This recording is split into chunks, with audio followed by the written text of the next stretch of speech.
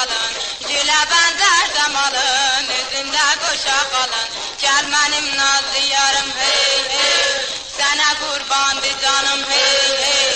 Sərbizin gül qızısan, gözəllər ulduzusan, səni mən çox sevirəm, qəlbimin işıqsan.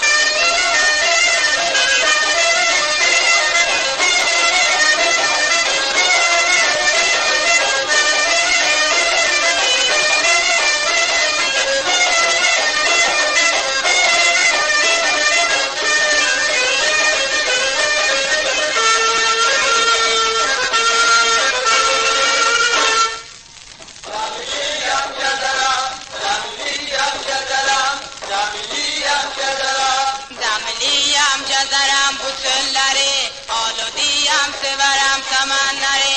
Bir dəstə gül dərərəm, sevgimə göndərərəm. Mehribanam həmişə, hər nə deyirsən düzərəm. Gəl mənim yazlı yarım hey hey, sənə qurbandı canım hey hey.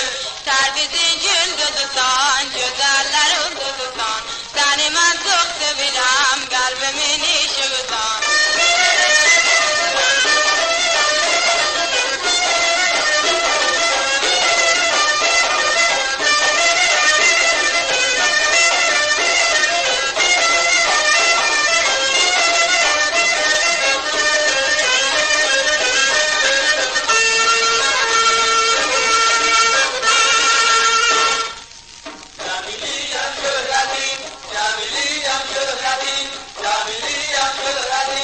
Dəmiliyəm şöhrətim düşüb elə, dəmiliyəm şöhrətim düşüb elə. O qatım eşq otuna düşdü gölə, yanıram eşq oduna, salmır bir yadına. Ürəyim dönüb qana, yetişim fəryadıma. Gəl mənim nazlı yarım hey hey, sənə qurbandı canım hey hey.